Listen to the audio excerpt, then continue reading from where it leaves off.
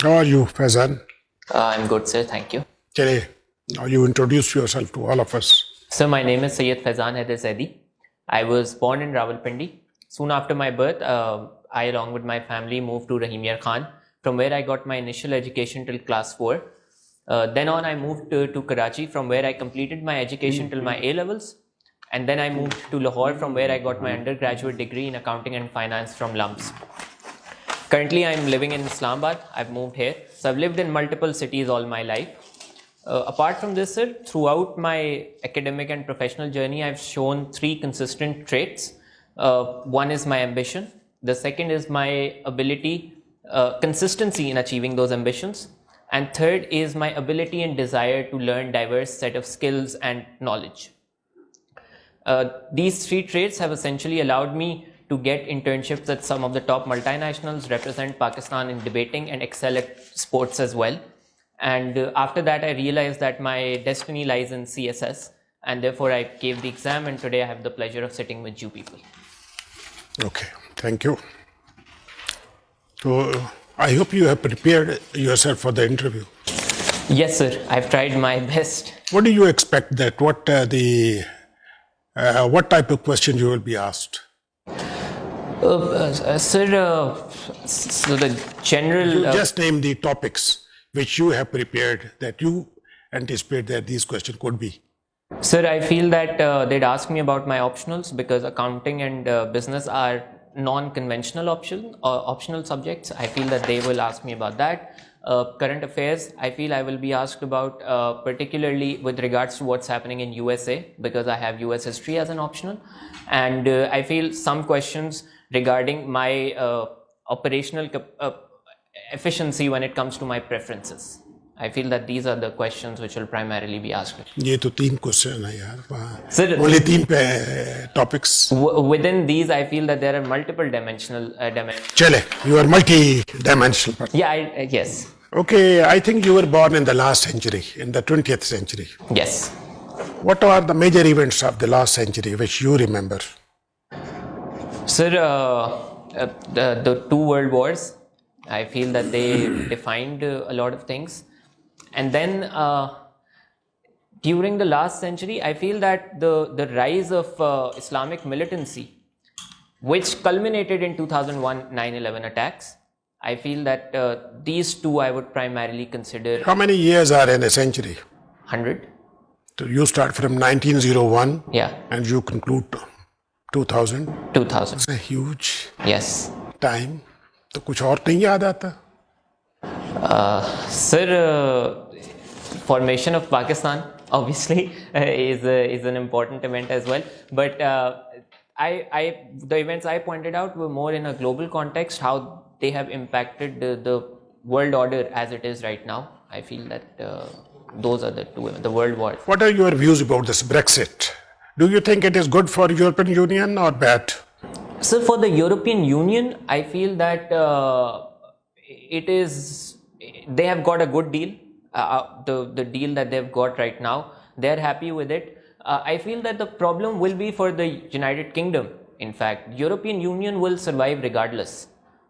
The problems will be with the United Kingdom, I feel. How? So because now they have taken a step which... The nation which has ruled the world for whole of the centuries. Yes. Sir, I feel that exactly that is the reason. Do you think they have not thought about all these things? So when populist rhetoric takes precedence over they had politics, plenty of time after a referendum. They have been thinking for 2 long years. Sir, I feel that once the populist rhetoric sets in, it is very difficult to roll it back. And I feel that decisions made under the pretext of that populist rhetoric are oftentimes, as we have seen in Pakistan, are oftentimes counterproductive. And I feel that now they have essentially this country which has ruled over the world over centuries has taken a step which is irreversible in nature, and the consequences of which obviously we will see in the future, but I feel that they will... What are their arguments, positive arguments, what they think, what they have gained? So they feel that the United Kingdom is now going to be a much more uniform country in a sense that now they will not have the European immigrants coming in. They will be That is the first. The second is that they feel that they will be more independent in their decision making in terms of their trade laws, in terms of who they want to trade with, who they want to give immigration status to, and all of those things. Now they have got the whole world, the whole American continent, Australia, Canada. They will have independent relations because here in the European Union they were stuck up because of the European Union. Sir, I do not feel. I do not. Yeah, exactly. That independence they will have. That is the argument that they give. And third argument which they give is that the less fortunate in the United Kingdom, or the people who are hardworking people, who you call the working class, they will now be economically advantaged because of the immigrants not coming in. I feel these are the three primary arguments that they give. What is the definition of crime? So crime is an act or omission which is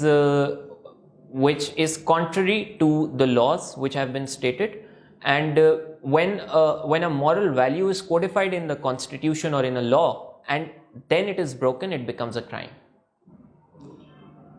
How do you see the future of democracy in Pakistan? Sir, I feel that the future of democracy is bright.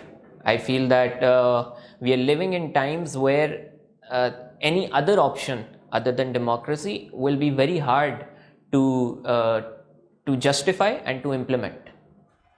You say that it will be good, but on what ground you are saying? So I'm saying that because we are no longer living in the 1900s. We have a free media. We have an educated civil society, a civil society which is willing to stand up on certain principles, not all principles, but still certain principles they're willing to stand up on. And the third, I feel that now, after 3 consecutive transitions of power, the people have had a taste of political participation. Particularly over the last 10 years, the political participation has increased. And so now people are no longer ignorant about how their country is being run or who's running them, who's running the country. How do you assess the performance of this government for the last 2.5 years? Sir, I feel that this government has the benchmark that it set for itself has not been met. Undoubtedly, it has not been met. But despite that, there are positives to look into as well. Our problems are structural. So you cannot expect one government to come in and make sweeping reforms. The structure needs to be corrected, and I feel that we are on the path of making those structural adjustments. Can you tell me what are the implications of COVID-19 on our society?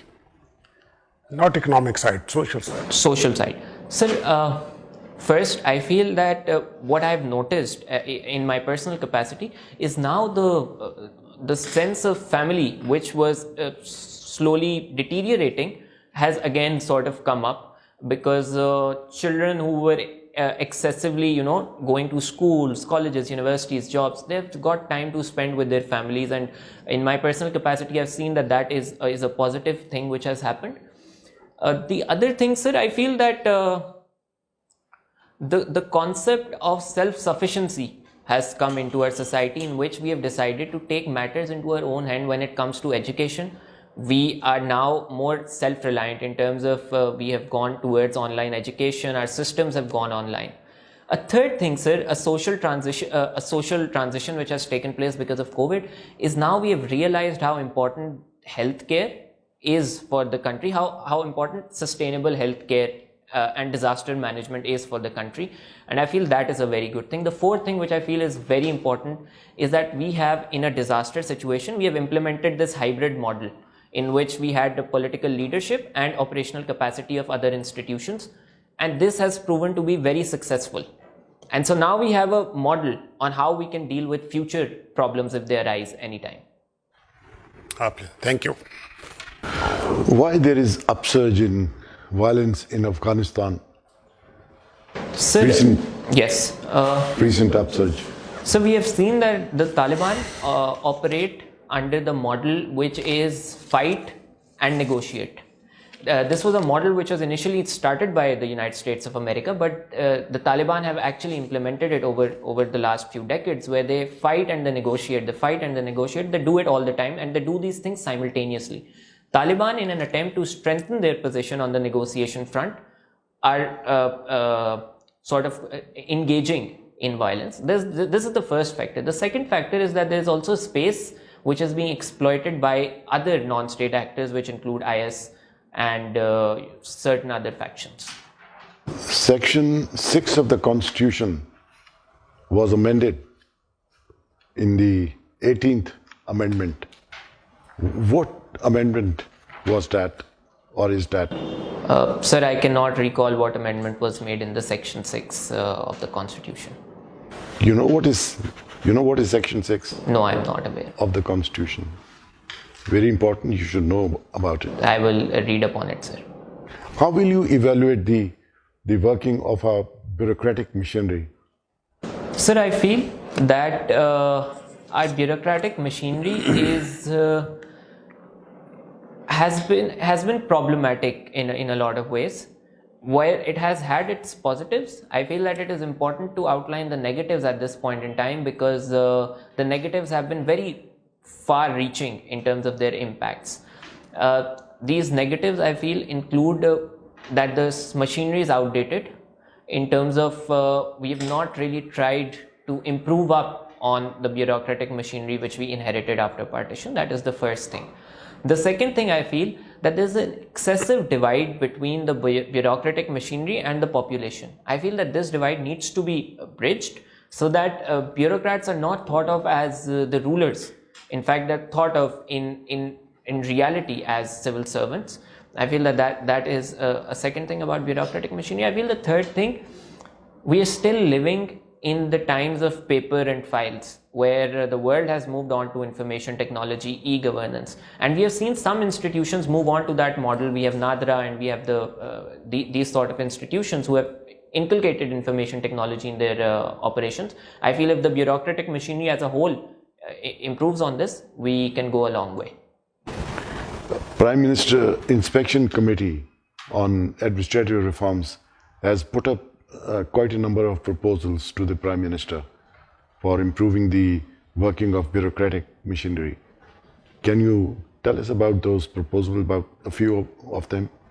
Sir, so from what I had read up on and from what I remember, the first one was some reforms were regarding recruitment, in which it was argued that people who select groups in which they want to go into should give the exams of the optional subjects with regards to the group they want to go in. So if someone wants to go into the police service, they should have criminology. If someone wants to go into foreign service, they must have international relations. That is one of the reforms.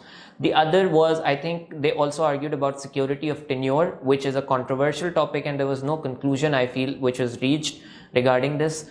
The third, and I think Mr. Ishrat Hussain argues vehemently about it, is increasing the sort of financial compensation and bring it to market level at least for the bureaucrats. I feel that these are three of the reforms which I remember from the many which were given.